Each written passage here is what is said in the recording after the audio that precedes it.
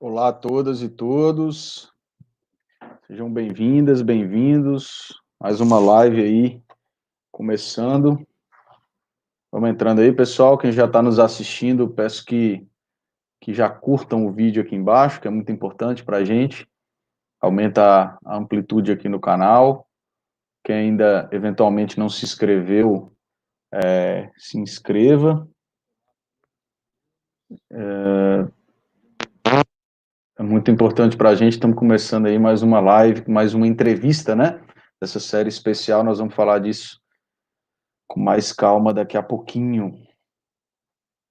Eu estou vendo aqui que realmente o pessoal já... Ah, tá. Oi, Paula, bem-vinda. Que bom, né? Quanto tempo a gente não se vê. Agora parece que vai ficar mais difícil ainda. Mas vamos lá, eu já vou mandar para a Luísa aqui o link. Deixa só a Luara entrar aqui também para a gente bater esse papo com a Luísa Dulce, pré-candidata a prefeita de Belo Horizonte. Fala, Filipão, bem-vindo, meu caro. Que bom, já estou vendo, nós vamos reunir uma turma boa aqui hoje, viu? Turma da luta mesmo, juventude aguerrida, disposta a mudar aí os rumos da esquerda, os rumos da política democrática e popular no Brasil. Vai deixando o like aí, viu, pessoal? Vou colocar aqui, daqui a pouquinho a equipe também do Politiqueiro já vai entrar por aqui. Eu já mandei para a Luara. Deixa eu ver. Ah, tá aqui. Ela já deve estar chegando. Vou mandar também para Luísa, eu ainda não mandei. Peraí. Que aí a Luísa já entra também. Luara tá entrando aqui agora. Pronto. Aqui, ó. A Lu. Pronto. Ei, Lu, Ei, bem-vinda. João, procurando meu fone, tudo bem? Não, de boa, tranquilo. O pessoal já tá chegando aí. Eu vou mandar o link agora para Luísa. Cadê ela? Lulu tá aqui. Pronto. Vou mandar para ela aqui e ela já vai entrar.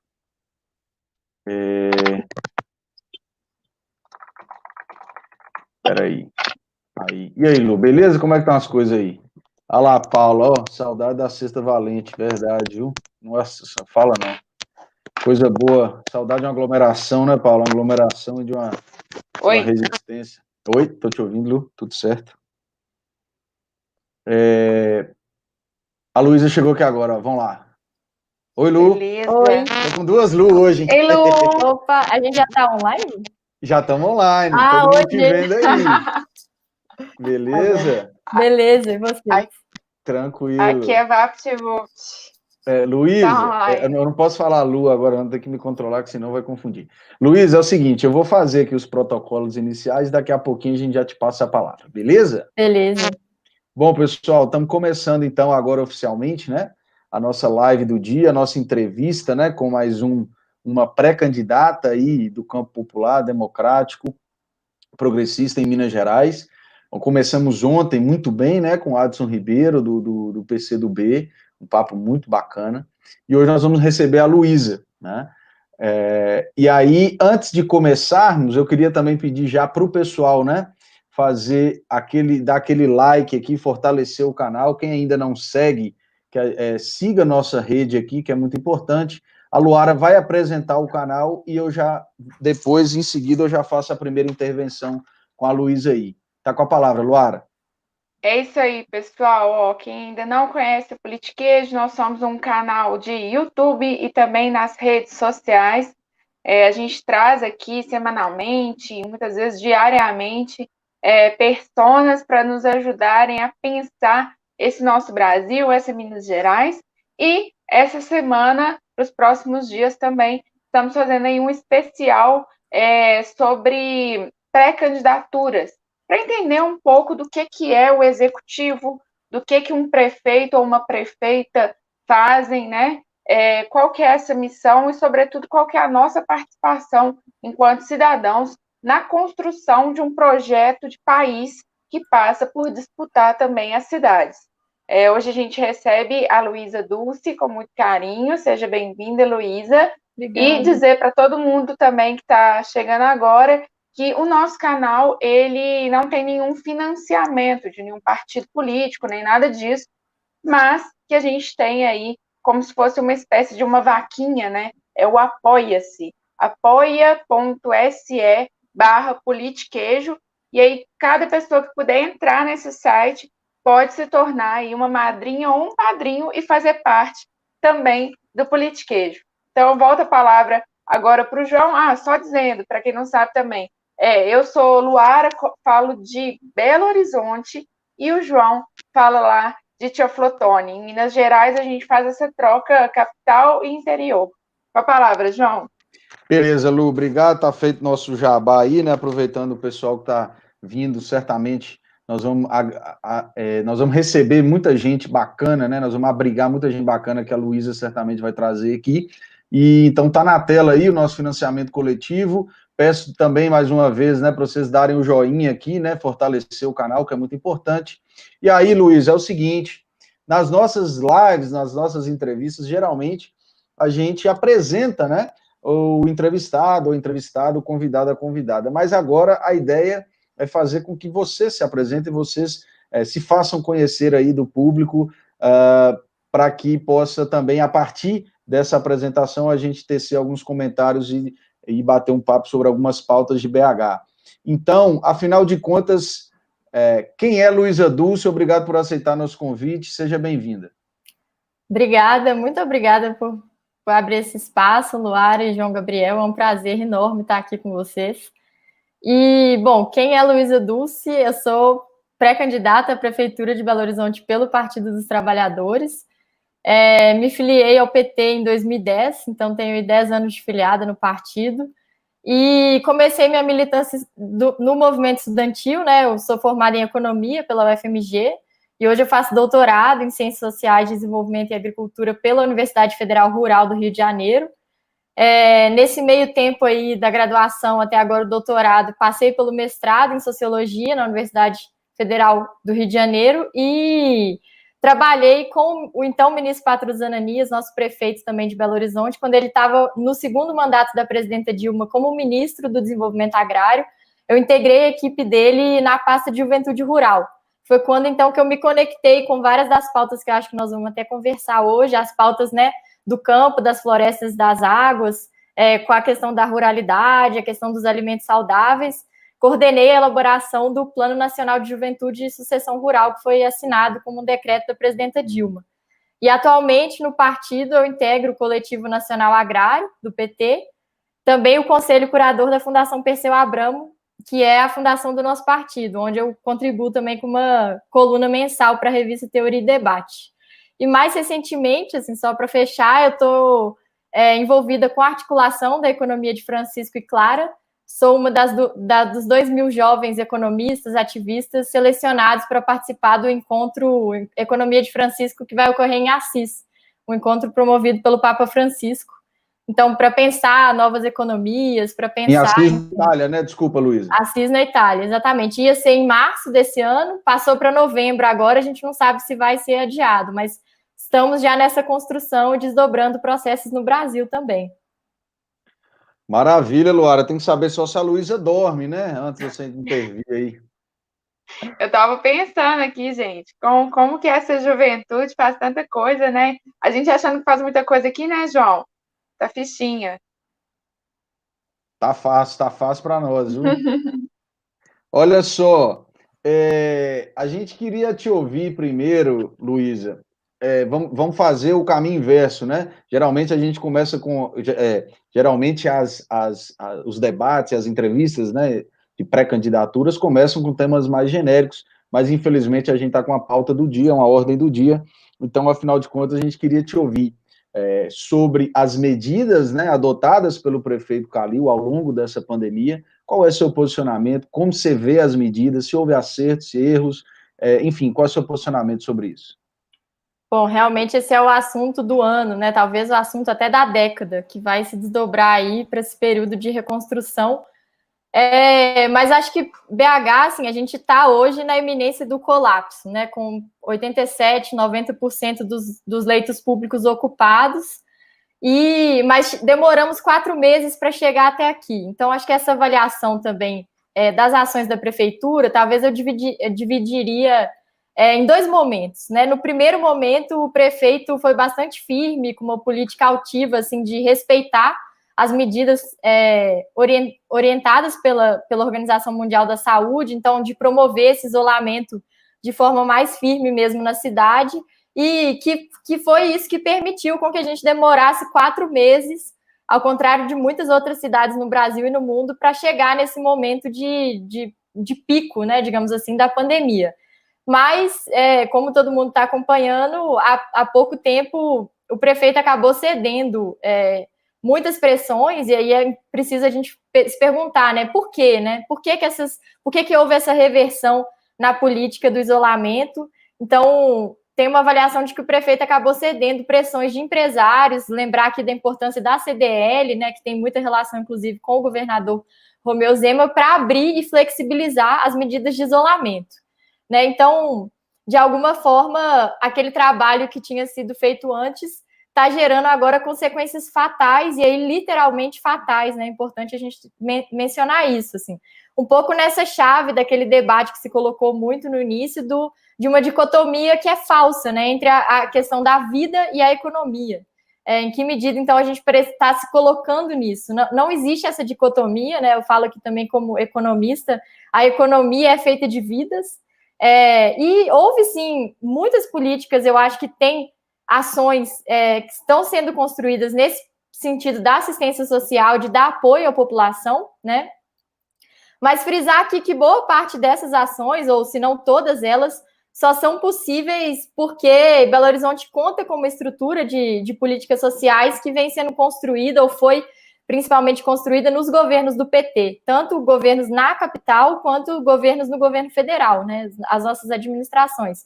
Então, inclusive, pessoas que estão à frente de secretarias e diretorias hoje são quadros ou muito próximos de quadros do PT, e que questões de cadastro, questões dos equipamentos públicos, como o CRAS, né, e como outros equipamentos, como as UPAs, que existem devido ao investimento dos governos petistas e progressistas na cidade. Então, é importante também a gente fazer essa demarcação. Outras ações que poderiam ter sido tomadas e não ocorreram, queria citar, por exemplo, a suspensão do IPTU, né, que é um imposto municipal e que o prefeito poderia já ter anunciado uma suspensão nesse sentido, acho que teria sido importante.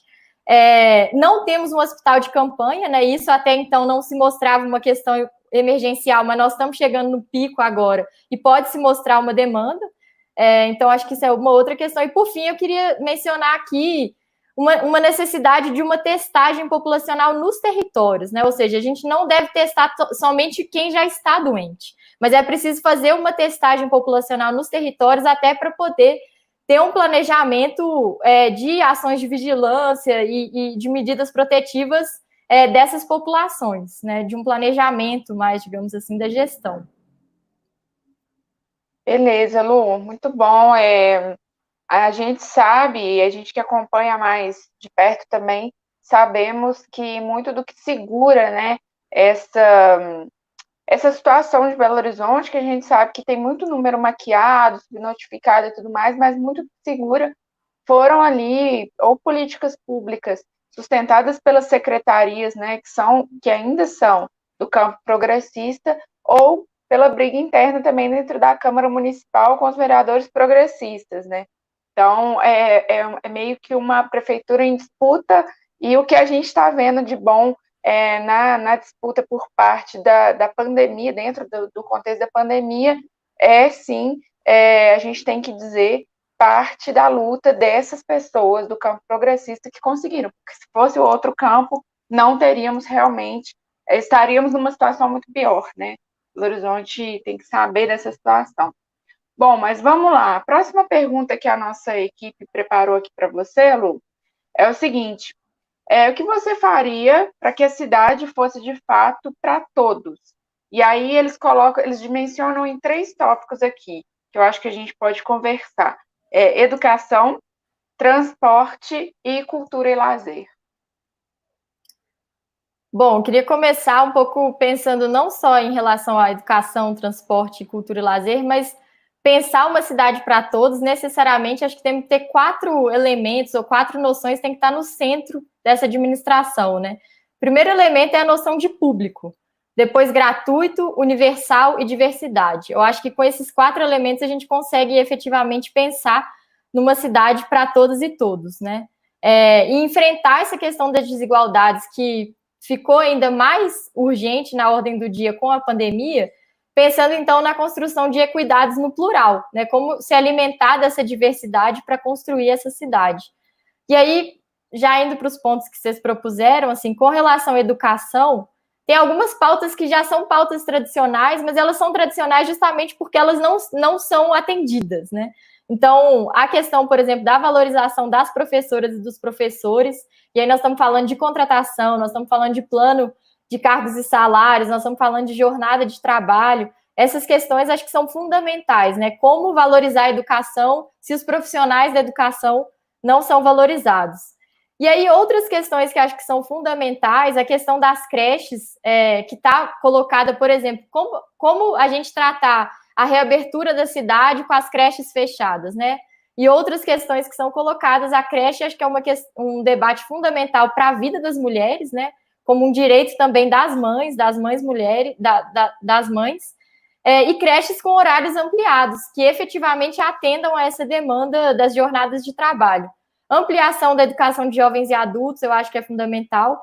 Queria trazer também aqui, mencionar pelo menos a defesa da liberdade de ensino, né? Tivemos um debate bastante acirrado na Assembleia, na Câmara Municipal, sobre a escola sem partido, e é muito importante que a gente faça a defesa de uma educação libertadora, né? E uma educação que seja também interdisciplinar, enfim, acho que a escola tem que ser um ponto de encontro, uma preparação das pessoas para a vida, né? Não apenas focada em conteúdos ou conteudistas, digamos assim, de preparação para o vestibular.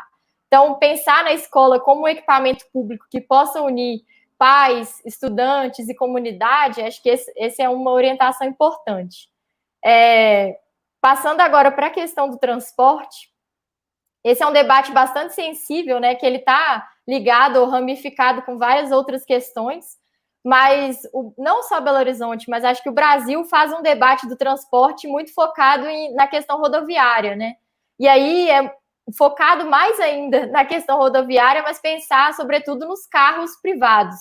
E acho que o foco tem que ser exatamente o oposto, né? A gente tem que pensar no transporte público e alternativas também de transporte público. Belo Horizonte tem hoje um contrato de gestão e remuneração dos ônibus que foi elaborado em 2008, que vai estar em vigor, né, até 2028, e é um contrato que dá muito pouca ingerência da Prefeitura de Belo Horizonte, que amarra muito a BH Trans e que coloca o lucro das empresas de ônibus acima da qualidade do serviço que é prestado. Então, é muito, muito importante que a gente reveja esse contrato que está em gestão, né, e pensar também em alternativas que, inclusive, já existiram. Né, no contrato passado, que vigorou de 82 até 2008, existia, por exemplo, uma Câmara de Compensação Tarifária que chegou até a propiciar dias de tarifa zero na cidade. No ano de 95, tivemos alguns dias que foram dias de tarifa zero. Acho que isso é importante ser destacado. Priorizando, então, o transporte público, pensar em questões que são até simples, enfim, ampliação de faixas exclusivas, que no limite é o BRT, mas podem ser faixas exclusivas nas próprias avenidas. A BH Trans tem vários desses projetos já construídos, mas eles, por algum motivo, eles não avançam, né? Pensar também a questão da segurança das mulheres no transporte público, acho que isso é uma questão fundamental. E avançar para outras questões, política cicloviária, com ciclofaixa, e aí a gente não está falando de ciclovia somente para lazer, mas nós estamos falando de ciclovia de transporte das pessoas na cidade mesmo, né? De mobilidade urbana e humana, se é que a gente pode expandir para esse conceito. E pensar também uma questão das calçadas. Eu acho que a cidade do bem viver é uma cidade que nos convida a transitar na cidade, inclusive a pé, né? E aí as calçadas, que hoje são uma responsabilidade privada, é muito importante que tenha um olhar da prefeitura para isso, até para quando a gente fala sobre acessibilidade e muitas outras questões, eu acho que tem a ver com essa possibilidade da gente transitar nas calçadas, né? E partindo para o terceiro ponto que vocês colocaram, que é a questão da cultura, primeira coisa é tratar ou olhar para a cultura e para o lazer como direitos, né? Como direitos humanos, acho que isso é fundamental. E pensar, eu falei da minha trajetória, né, das políticas agrárias, então se a gente puder trazer isso para o urbano, assim, pensar uma cidade que promova o encontro, né? Uma cidade sem cercas, digamos assim, sem as cercas do latifúndio que tem no campo, uma cidade sem cercas, uma cidade aberta, né? Que promova ou que incentive a ocupação do espaço público por todas e todas, né? Sobretudo para a juventude, mas também para os idosos. Eu acho que isso é uma questão fundamental, esse sentimento de isolamento que muitas pessoas têm, muitos idosos têm. A cidade precisa ser convidativa, né? E aí pensar a cultura a partir dessa perspectiva da cultura viva, né, da produção cultural local. São Paulo tem um projeto muito interessante que é o projeto Vai, né, que são editais que financiam, enfim, financiam projetos de elaboração cultural das periferias. São pequenos recursos, nós estamos falando de, sei lá, 5 mil, 1.000, 2.000 reais, que facilitadamente chegam nas periferias, nos coletivos e permitem essa produção cultural local, né? Acho que isso é fundamental. Uma outra questão que eu acho que é fundamental, eu sou uma leitora desde criança, gosto muito de ler, e a ideia de ter bibliotecas nos bairros, né? Bibliotecas nas periferias, mas não é só uma biblioteca, né? Um espaço que seja convidativo e que seja integrado, multiuso, né? Pensar a biblioteca com videoteca, com cursos de comunicação digital, com um monte de coisa que pode acontecer nesse espaço dessa biblioteca. Eu acho que isso seria fundamental para a cidade. BH já tem vários centros culturais, fora até da região do Centro-Sul, mas que, a meu ver, são subutilizados, né? Então, seria preciso, já tendo esses espaços, criar uma programação permanente, dinâmica, convidativa, para que essas pessoas possam utilizar esses espaços, né? Valorização também, uma coisa que tem muito a ver com o bem viver, com esse debate do bem viver, é a nossa conexão com a história da cidade, né? Então, assim, valorizar os espaços de memória de BH, que também são espaços de memória do estado de Minas Gerais como um todo, nos conectar com a cidade, com as nossas tradições, com o território. Acho que isso seria fundamental, assim, promover esses encontros, né? E as próprias pessoas vão dando vida para isso. A gente não precisa também ter uma programação fechada, né? A juventude, por exemplo, sabe muito bem, o CRJ que existe em BH, que é o Centro de Referência da Juventude, é um espaço que tem sido apropriado pela juventude da cidade de uma forma muito bonita, assim. Luara, disputa vai ser boa, né? Pena que, infelizmente, nós temos um movimento complicado no Brasil, no mundo agora, mas que bom te ouvir, viu, Lu? Olha, tinha tempo que eu não te ouvia, assim, por mais tempo, né? Não sei, em rede social rapidamente, mas que bom ver sua evolução, você está realmente muito afiada e eu estou impressionado, assim, eu acho que é isso, né? A gente tem que juntar as experiências boas e trazer para um projeto inclusivo de cidade. Eu tô até, tá até difícil, eu tô prestando atenção no que você está ouvindo, esse monte de dado que você está oferecendo para a gente aqui, tentando gerenciar os comentários aqui, muita gente assistindo mesmo, já agradeço. Ô, João, a audiência. Oi. muita gente boa aqui nos assistindo também, ó. Eu, Eu passei aqui o dedo rapidinho, mas ó, João Vitor, Ofélia divide comigo a associação lá do bairro. Super amigos aqui, maravilha. Arthur, Eu vi o enfim. Arthur, o Gonzaguinha está sempre aqui, mais uma vez, grande abraço a ele. Eu queria também pedir, pessoal, para vocês deixarem o like aqui, ó, no vídeo. Eu vi que a audiência cresceu aqui agora. Deixa um like aqui no vídeo, que é muito importante para a gente continuar expandindo nossos horizontes por aqui. Olha só, então vamos fazer o seguinte, avançando nas pautas aqui, Luiz, eu tenho certeza que se nesses outros temas, né, que não são propriamente sua área de pesquisa, né, na academia, que nós já vimos aí na sua apresentação, que nesses outros temas você já deu uma explicação muito boa, né, e propostas muito vanguardistas para nós. Eu tenho certeza que nessa próxima etapa da nossa entrevista aqui, você vai também nos oferecer boas soluções, que nós estamos... Essa próxima etapa cuida essencialmente das questões ambientais, e não o meio ambiente apenas como a natureza, né, mas como o meio ambiente urbano também. Então, Belo Horizonte, sobretudo nessas últimas semanas, e especialmente nesse período do ano, né, como costuma ser em Minas Gerais, enfrenta as queimadas, né, enfrenta sérias queimadas nos entornos de Belo Horizonte, na região metropolitana, né, na Serra do Curral, Parque Rola Moça, etc. E também, do ponto de vista urbano, outro fenômeno que não é tão natural assim, né? Que são as enchentes, ou seja, fruto do fenômeno natural da chuva, também aflige a todos em Belo Horizonte durante muitas décadas. E uma outra pauta que é do meio ambiente urbano é o engarrafamento, é o trânsito. Você já tangenciou esse tema, né, quando falou de transporte coletivo, mas a gente queria também te ouvir um pouco mais detidamente sobre esses temas, Luísa.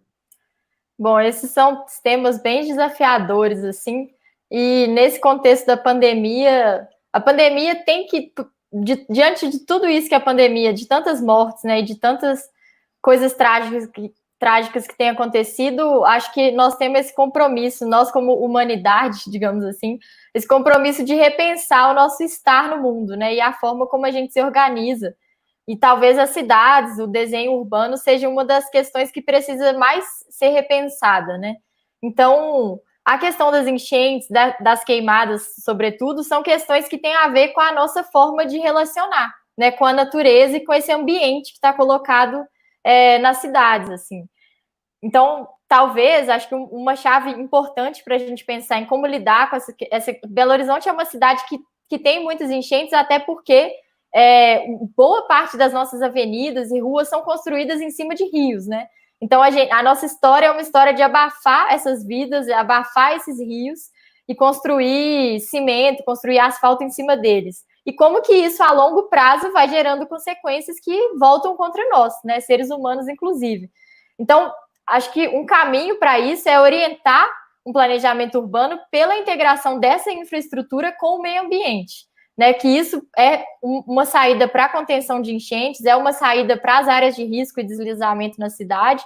E como pensar, então, esse planejamento, esse redesenho urbano, a partir de uma ideia de permeabilidade, né? Ao invés da gente querer barrar as chuvas, barrar a chegada dos rios, barrar problemas que possam acontecer, como que a gente pode tornar esse espaço urbano mais permeável em termos de áreas verdes, em termos de áreas estratégicas. Então, tem essa discussão da trama verde e azul na cidade, acho que isso é fundamental.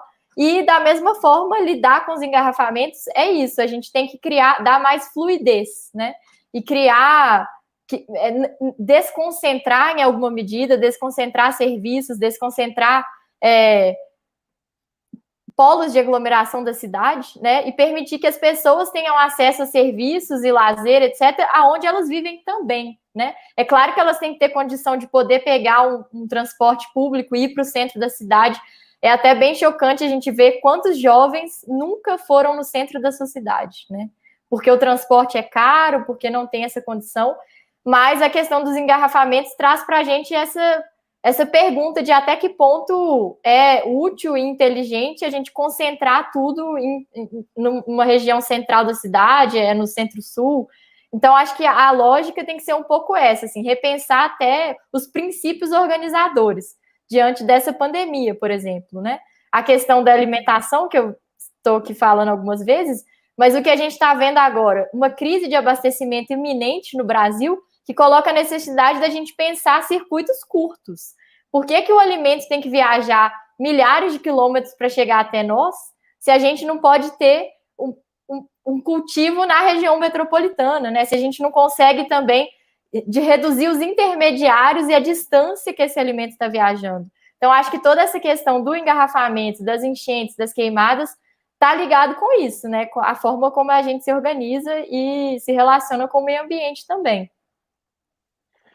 Luar, antes de você fazer a próxima provocação, eu tenho dito aqui que eu acho que a oportunidade, se antes, né, em 2016 e 2018 já era uma oportunidade da gente radicalizar, né, no discurso, ou seja, ou a gente muda a forma que nós nos organizamos na terra, ou isso aqui vai dar errado, como já está dando, ou então vai ficar no discurso superficial, né, que vai atingir os sintomas, mas não vai atingir a doença. E quando você fala de compra, dos programas, né, de compra direta, o Patrus teve lá o PENAI, o PAA, enfim, coisas que eu digo aqui do meu lugar, né, do Nordeste de Minas Gerais, o Vale do Mucuri.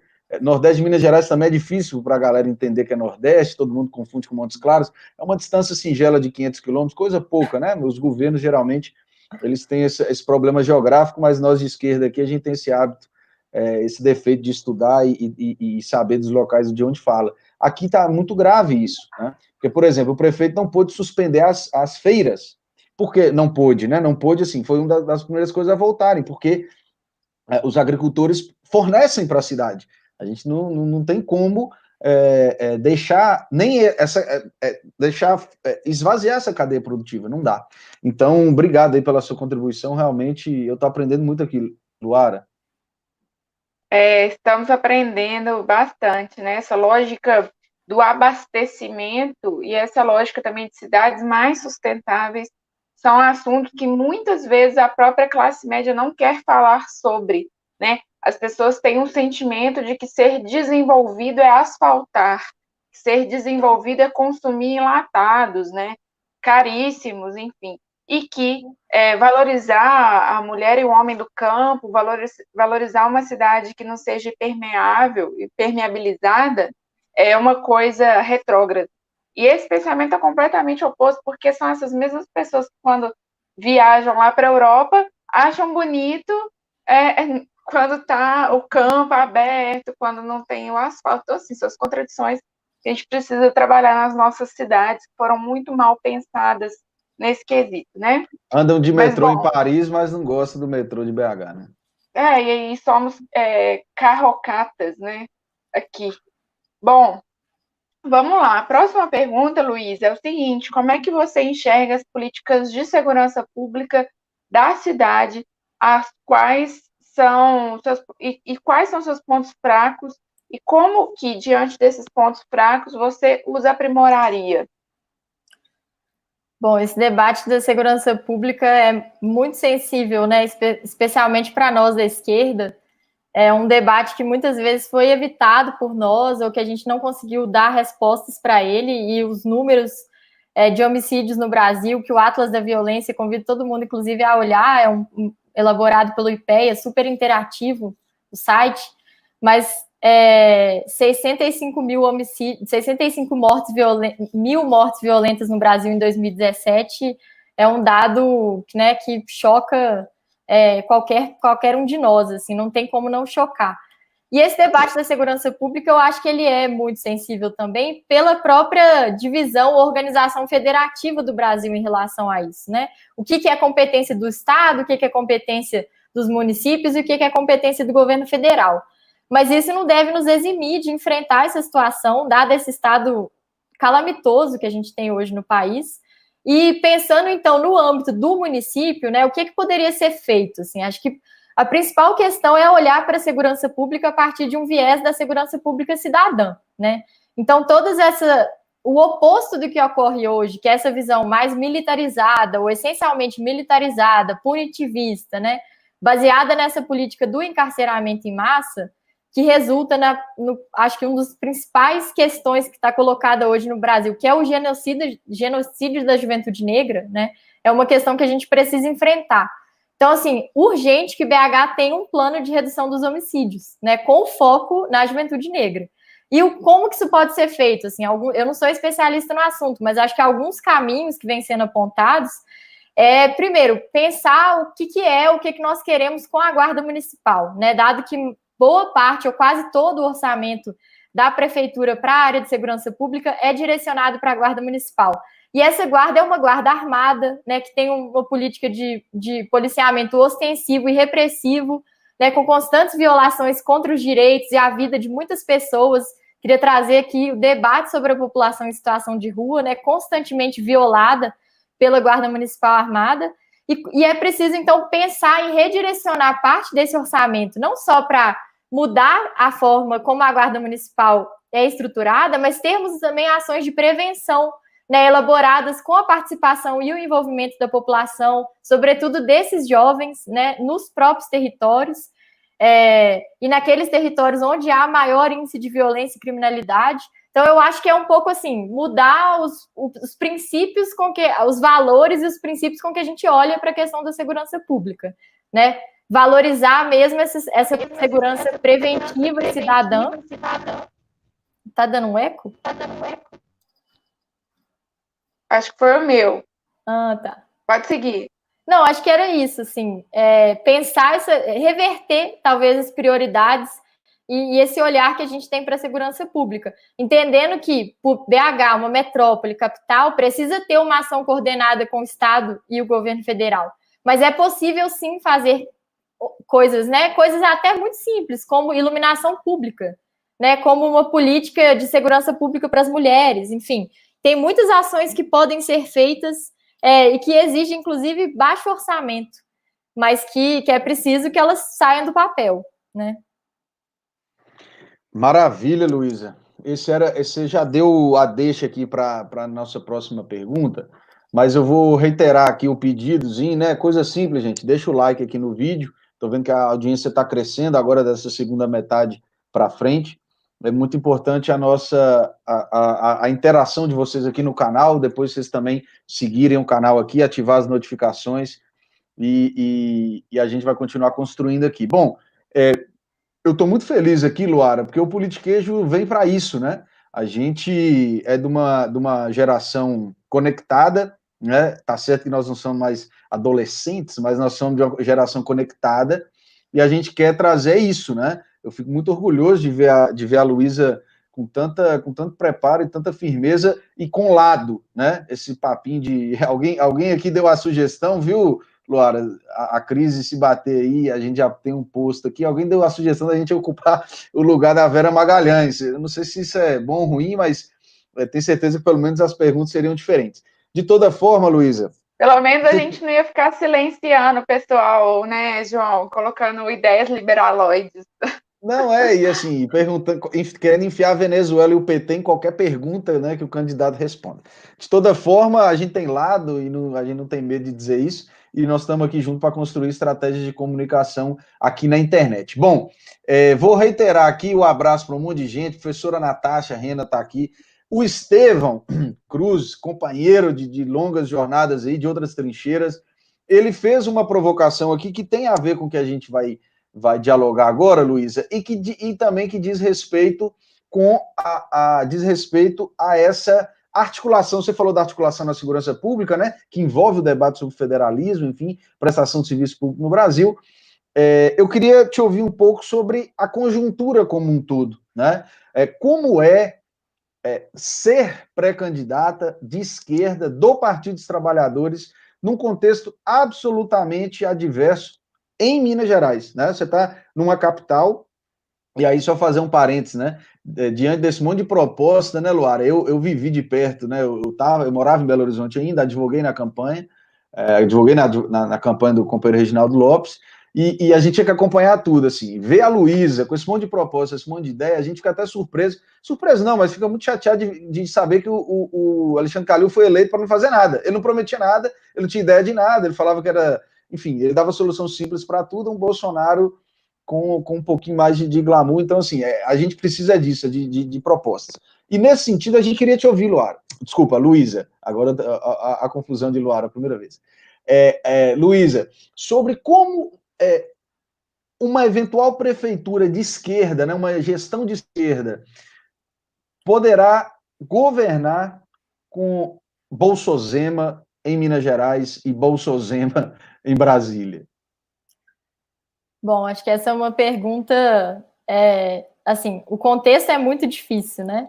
Mas o que a gente tem que fazer é enfrentar e se contrapor de forma bastante afirmativa com o nosso programa, né? Então, assim, sendo do Partido dos Trabalhadores, com muito orgulho, é preciso a gente reafirmar todo o legado, né, construído, um legado de um partido que tem 40 anos e que tem uma história que é maior do que isso, e que é uma confluência de organizações, movimentos sociais também, e que junto a outros partidos de esquerda mudou o Brasil, né? Tantas políticas que a gente poderia falar muito tempo aqui, mudou também a história de BH, uma cidade que tem também uma história revolucionária, né? Aponta, enfim, uma cidade muito anunciadora nesse sentido das mudanças. E como fazer uma gestão, né, de esquerda nessa cidade? Eu acho que a primeira coisa é colocar a política da vida como prioridade, nos contrapondo, então, à política da morte, a necropolítica, como tem sido chamado, né, essa política do Bolsonaro, e que o Zema corrobora e tem muitas ações que vão nesse sentido, né? com essa política do Partido Novo, enfim. Então, reafirmar isso e fazer com que, na vida das pessoas, a gente consiga mostrar uma coisa que eu acho que é muito importante desde o golpe de 2016, né? A luta pela democracia, ela está nos nossos gritos, nos nossos protestos diariamente. Mas uma coisa que eu sinto muita falta, e isso tem a ver com o diálogo com a juventude, mas também com a população em geral, é como traduzir o que é democracia na prática, né? E aí, as políticas do PT, elas mostram muito claramente o que é democracia na prática. A gente está falando não só de políticas de participação, como orçamento participativo, as conferências, os conselhos nacionais, mas o SUS é democracia, precisamos reafirmar isso, estamos no meio de uma pandemia, então, assim, a luta pelo SUS, né, pela saúde pública gratuita é democracia, a luta pelas cotas raciais, a luta por todas essas políticas sociais é produzir democracia, né? E aqui eu também queria dizer que, com muito orgulho, eu e a Luana Souza, que está também como pré-candidata à Prefeitura de BH pelo PT, somos as primeiras mulheres a se colocar como pré-candidatas à Prefeitura do PT de Belo Horizonte. Então, políticas de valorização da mulher, né, de valorização da população negra, LGBT, enfim, isso é democracia. Então, acho que uma prefeitura de esquerda, né, tem que se colocar desse lado, dos trabalhadores e das trabalhadoras, pensando no plural, então, se alimentar dessa diversidade. E uma coisa que a pandemia trouxe, que a gente já discutiu aqui, é rever a nossa relação com o meio ambiente, né? Rever a nossa relação com o todo. Estamos completando aí 5 anos da encíclica do Papa Francisco, Laudato Si, né, que ele fala sobre o cuidado da casa comum, e tem passagens ali que são muito atuais, assim, para a gente pensar esse lugar. Então, acho que é isso. Contrapor a política da morte com a política da vida, né? E tem muitas experiências que estão sendo produzidas. Eu queria até lembrar aqui, não sei se todo mundo conhece, mas a experiência do consórcio do Nordeste, né, dos governos do Nordeste se contrapondo e lançando políticas integradas, políticas integrais de desenvolvimento num contexto em que o governo federal não passa recursos, né, se recusa, inclusive, e incita violência rural, urbana, violência civil, violência de Estado, e esses governos estão conseguindo se articular.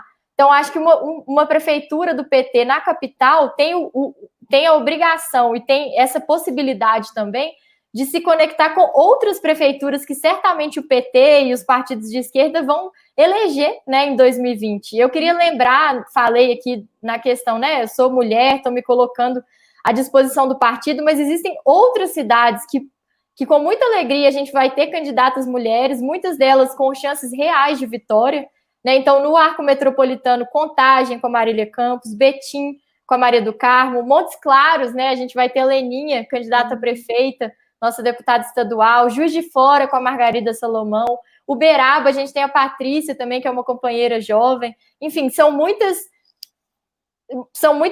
prefeituras que certamente o PT e outros partidos de esquerda vão eleger que podem fazer uma aliança, né, de preservação da vida em Minas Gerais, num sentido muito propositivo mesmo, né, de também conquistar corações e mentes, porque uma situação que a gente se encontra hoje em BH é ver uma cidade onde o conservadorismo tem crescido, então a gente precisa se reinventar e se conectar com as pessoas de forma muito genuína, né, e sincera, conectando as nossas teorias, as nossas propostas com as nossas práticas políticas, para que a gente consiga acumular forças e realmente vencer essas eleições e mudar, né, essa correlação de forças que também, de forma muito grave, de forma muito preocupante, se espelha na Câmara Municipal.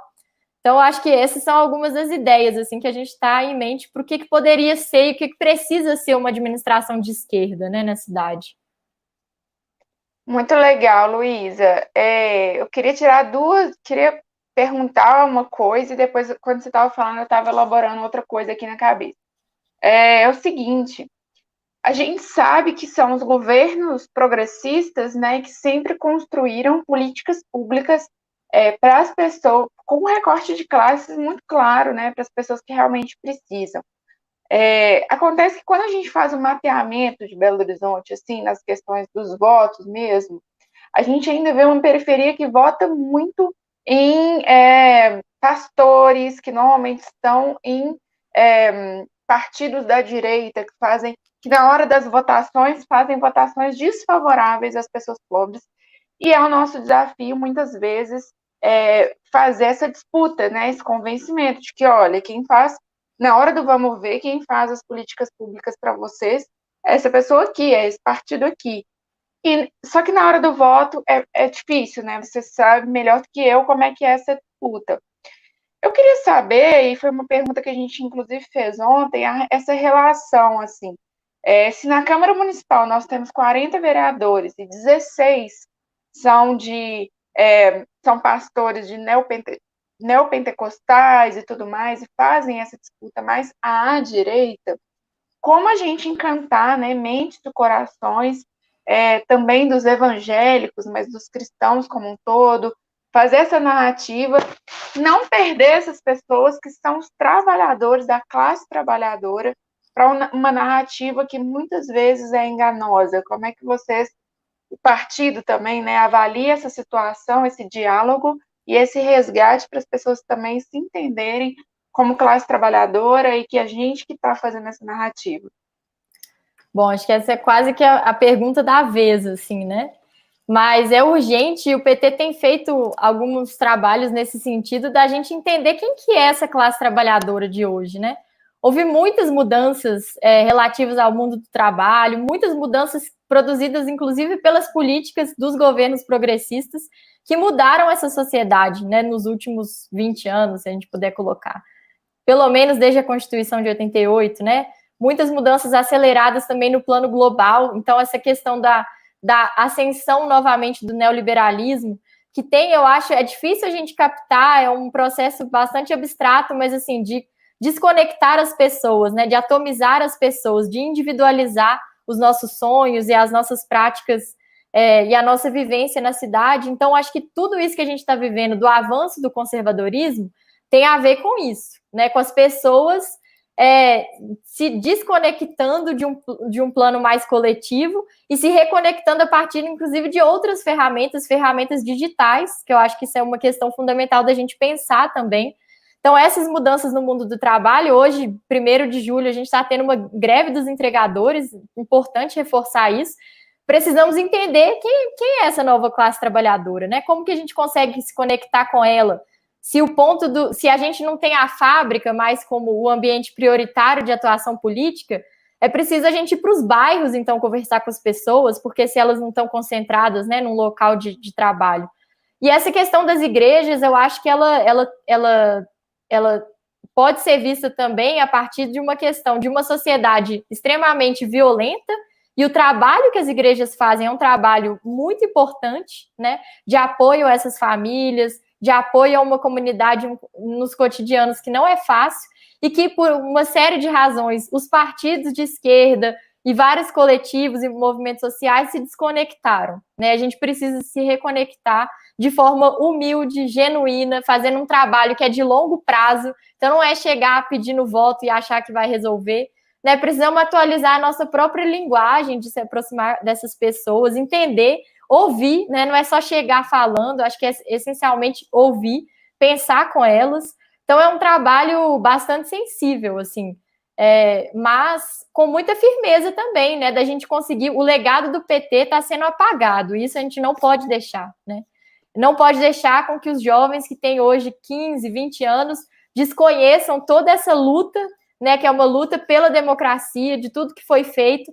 Isso nós precisamos ter muito claro. E essa questão que eu falei das novas tecnologias, né, dos novos mecanismos de se conectar, isso é uma questão muito séria, porque a gente viu o que a fake news produziu nas últimas eleições, e essa capacidade dos políticos conversarem com as pessoas, falando o que as pessoas querem ouvir. Então, eu mando para você um WhatsApp, você que é evangélico, e eu falo sobre isso. Você que defende armas, eu falo sobre isso. E eu não me apresento, não participo de debate, eu não né, me coloco para o conflito, a gente não abre, não faz a política, né? Que a política é a produção de consenso também e a disputa. Acho que isso é fundamental, assim, são questões que podem orientar. Agora, não tem uma resposta, mas acho que essas são questões que a gente precisa considerar. E entender isso, assim, as mudanças são profundas, né? Exigem uma concertação de atuação com os movimentos, academia, políticos, da gente se reinventar mesmo, e tá aberto para isso, né? Vamos ter que trabalhar muito, porque a ascensão do conservadorismo é uma questão muito séria. BH vai ter candidatos de extrema-direita, e aí faz com que pessoas que eventualmente poderiam votar na esquerda decidam apoiar o Calil com medo, né, desse avanço da extrema-direita, e que a gente não pode se contentar com uma política que é essencialmente insuficiente, é o que o Calil apresenta para a cidade, né, para os desafios e para os nossos sonhos. Então, eu vejo um pouco dessa ótica, encarar com muita seriedade essa conjuntura, porque não tá fácil, né? Uhum. Maravilha, Lu. Vamos finalizando aqui, nós estamos nos últimos 10 minutos aqui da nossa live, do tempo que a gente estipulou. Realmente, eu vou fazer minhas as palavras da namorada e do Renato, professor Renato de Psicologia aqui de Teoflotone. Ele está dizendo que ela já sentiu um refrigério no coração ao te ouvir. Talvez seja essa a expressão que traduza nosso sentimento aqui, pelo menos o meu, né? O Politiquês está muito honrado de te ouvir aqui, Luiz. E, sobretudo, nesse período, né, eu acho que a crise econômica, sem entrar num debate mais profundo, que eu não sou minha área de formação o direito, eu vou passar vergonha aqui na frente dos economistas que estão nos assistindo, mas eu acho que além, é claro, né, de garantir as condições materiais de sobrevivência, né, das pessoas, de livre reprodução de vida, de livre, enfim, orientação de vida das famílias, como o PT fez com programas de transferência de renda, programas de emprego, eu acho que o que a gente precisa resgatar é uma opção de futuro, né? O que esses últimos períodos fizeram foi tirar da gente a capacidade de sonhar, isso é muito grave, né? A gente não tem mais capacidade de pensar num futuro melhor, e eu falo isso mais uma vez do meu lugar. O Partido dos Trabalhadores trouxe para a Teoflotone um instituto federal que permite aos jovens, né, do ensino médio fazerem o ensino médio profissionalizante aí de graça, né? E trouxe também a Universidade Federal, trouxe um campus da Universidade Federal. Não tem nada mais futurista do que você investir em educação, não tem nada mais onírico, né? Ou seja, de sonho, do que você investir em educação, e a gente tem que retomar isso. É preciso retomar a nossa capacidade de sonhar e oferecer às pessoas um projeto de sonhos realizáveis, é claro, um projeto de sonho de um lugar melhor para se viver. Então, Lu, para você considerar para fazer suas considerações finais, para você encaminhar essas considerações finais, muita gente aqui, eu vi nos comentários, já aderiu à ideia do BH, do bem viver. Então, eu queria que você resumisse, afinal de contas, para nós, o que vem a ser, o que será, ou seria, será, e deve ser, na verdade, vamos usar essa palavra, o que deve ser um BH do bem viver, Luísa? Bom, BH do bem viver está uma construção coletiva, assim, né? Mas essa ideia do bem viver, ela vem dos governos, ela vem dos países latino-americanos, né? Uma elaboração já de muito tempo. E o que a gente está fazendo, na verdade, é pegar essa inspiração do bem viver, dos bens conviveres, né? Dos bons conviveres, e pensar uma cidade, então, que seja uma cidade do encontro, uma cidade da vida, né? Uma cidade viva. E a partir dessa ideia do combate às desigualdades, que é uma questão central, né, na história do PT, e que agora, nesse momento, está mais do que urgente e necessária, combater as desigualdades construindo equidades no plural. Eu já falei isso, né, da gente se alimentar da diversidade, que as pessoas possam se desenvolver, né, não é o governo promover o desenvolvimento, mas que as pessoas tenham essa possibilidade, essa capacidade de se desenvolver e construir essa cidade.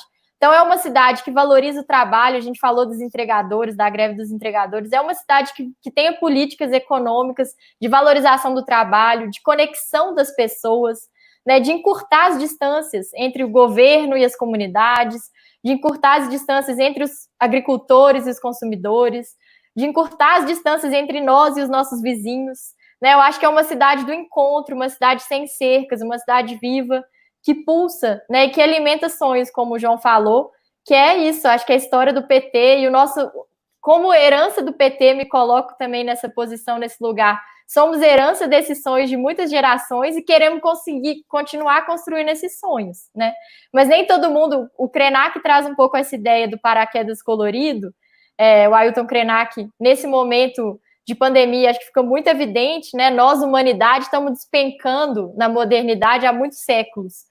E o paraquedas colorido, que podem ser nós, somos aqui, Politiqueijo, nossa pré-campanha e tal, a gente só consegue sonhar se a gente for iniciado no sonho, né? E nem todo mundo é iniciado no sonho, porque a política da morte, ela mata essa possibilidade. Então, acho que a BH do Bem Viver é essa cidade que cultiva a iniciação do sonho, né? E que as pessoas possam perseguir seus sonhos e conquistar. Então, essa é uma ideia que vem orientando a gente, assim. Maravilha, Luísa. Luara, suas considerações aí para a gente encaminhar. Eu, por mim, ficaria muito tempo aqui, ainda mais com tanta gente boa. Vou pedir para quem está chegando por aqui agora, pessoal, no apagar das luzes, a live vai ficar salva, é claro, né? Que vocês curtam aqui o vídeo, que aí já aumenta a nossa amplitude. Deixar um grandíssimo abraço para o João Vitor Rodrigues, Capitólio, companheiro forte nosso. Natasha, eu já falei dela. O Zé Santiago, professor da PUC, né? Que compõe a equipe do Politiquês, está aqui participando também, o Geraldo Magela Trindade, Átila Causavara, acho que é assim mesmo, né, a pronúncia, muito bom. A Natasha está dizendo a herança do PT, alimentar a diversidade, eu também, assim, não foi exagero não, porque eu não sou pré-candidato a nada, mas eu fiquei arrepiado aqui quando você falou da herança do PT, que a gente tem que retomar os sonhos mesmo, que é possível uma vida melhor, né, Luara? É isso aí, João. Luísa, todo mundo que está presente aqui, Nicolau, eu vi também. Passei o dedo aqui, mas tem muita gente conhecida, muita gente querida. Natasha, Paula, enfim, Lilian, todo mundo que está presente. Agradecer a presença de vocês, mas, sobretudo, como bem a Paula colocou, né, uma pré-candidatura que ainda está em disputa, mas, sobretudo, gente, independente da gente ter aberto aqui um espaço para falar sobre pré-candidatura, é muito importante que esse campo também esteja sempre à vontade, vocês estejam sempre à vontade, independente do momento político, para vir aqui conversar conosco, para nos orientar também, porque nós aqui somos os apresentadores do Politiquês, mas muitas vezes a gente termina as lives falando, nossa, que aula que tivemos, então mais uma aula, né, João? A gente se sente contemplado e grato por estar aqui também trocando, fazendo essa troca com vocês. Sonhamos também por uma cidade mais justa, mais democrática, mais sustentável, inclusiva, né, em que caibam os nossos sonhos, mas, sobretudo, em que caibamos enquanto pessoas, enquanto juventude, enquanto negros, enquanto mulheres, LGBTs, né, que os nossos direitos, a nossa liberdade religiosa e todas elas caibam nos nossos sonhos, mas caibam também nas nossas vidas, porque nos queremos vivos. Então, agradecer demais a oportunidade, fique à vontade para retornar, Luísa, e vamos conversando sempre. Obrigada também, João, pela sua disponibilidade. Um beijo para vocês dois. E quem ainda não curtiu, curta aí o nosso canal e ative o sininho para receber as notificações. Beleza. Luísa, suas considerações aí para terminar. Gente, só deixar um agradecimento, assim, muito especial de estar aqui com a Luara e com o João. Já cruzamos nossa caminhada militante algumas vezes, esperamos, né, seguir nessa construção durante algumas décadas aí, teremos certamente muitos encontros. E a Assembleia está aí, viu, Luiz? A Assembleia está aí, viu? Uai, acho que o Politiquês é um espaço super importante e muito legal, assim, a gente precisa divulgar, né, que vocês falam mesmo da gente disputar também nas ruas, mas nas redes. Então, valorizar muito, divulgar o programa e parabenizar pela construção. Muito obrigada, gente. Maravilha, Lu. Parabéns mais uma vez. Tem uma galera aqui, tá até difícil organizar. A Natasha mandando beijo para nós, outro para ela. A Nina entrou agora. É isso aí. Obrigado, Lu. Luzes, né? Luzes na caminhada. Os sonhos, afinal de contas, os sonhos não envelhecem. Gente, um abraço. Obrigado. Amanhã, fazendo o último jabá, amanhã tem entrevista com a professora, né, a doutora Fernanda Orzomarzo, que é juíza de direito lá no Paraná. Ela vai dar uma perspectiva um pouco mais técnica, né, de como ela tem visto os efeitos da pandemia no sistema carcerário lá no Paraná. Então é isso, obrigado mais uma vez, gente. Vamos continuar na luta aí. Obrigado pela presença de todos e todas. Um abraço, gente. Tchau, tchau. Um abraço. Tchau, tchau.